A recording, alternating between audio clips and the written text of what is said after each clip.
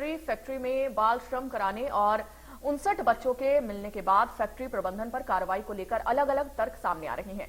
सोम factory में बच्चों से काम कराने के मामले में प्रदेश का श्रम विभाग अलग तर्क दे रहा है और इसे संज्ञेय अपराध नहीं मानता है, जबकि एनसीपीसीआर के अध्यक्ष प्रियंक कानूनगो का साफ तौर पर मानना है कि मादक पदार्थों या फिर शराब को बच्चे से मंगवाना या उन्हें मादक पदार्थों का परिवहन करवाना भी संज्ञेय अपराध है। जरा श्रम विभाग और एनसीपीसीआर के अध्यक्ष का तर्क सुनिए। नहीं, पहले से बाल श्रमिकों के लिए कानून है। हम अवेयरनेस के कार्यक्रम चलाएं या फिर हम उनको ढूंढें, दोनों जिम्मेदारियां मंत्रालय के लोगों की हैं और इसलिए मुझे लगता है कि इस पर काम होना चाहिए। एक बात जरूर लगती है कि जब ऐसे मामले बनते हैं तो इसमें ये संज्ञेय अपराधों में नहीं आता।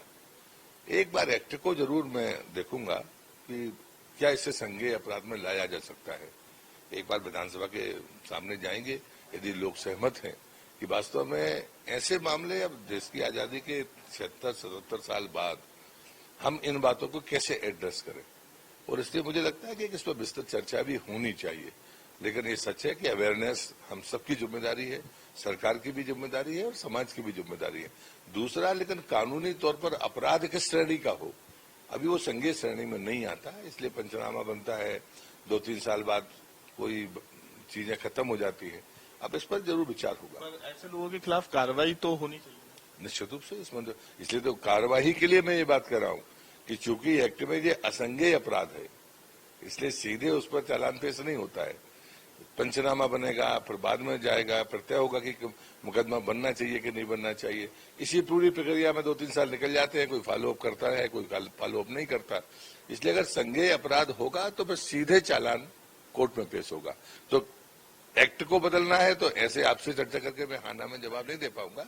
उसके लिए जरूरी है कि एक बार देख कर जरूरत पड़ेगी तो विधानसभा में आएंगे। देखिए, बाल श्रम निरोधक अधिनियम जो है, इसकी धारा 14A ये बताती है, मैं आपको पढ़ के सुना देता हूँ कि not with standing anything content in the code of criminal procedure 1973, any offence committed by an employer and punishable under section 3 और section 3A shall be cognizable।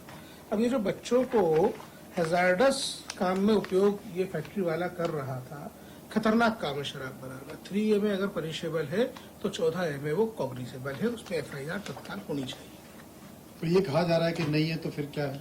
Factory वाले अपना बचने के लिए इस तरीके की खबरें प्लांट करा रहा है, बदमाश है, कुछ अधिकारियों को उसने मैनेज किया हुआ है, लेकिन मुख्यमंत्री जी गंभीर हैं, संज्ञान में उनके सारा विषय है, तो ये लोग बख्शे नहीं जाएंगे।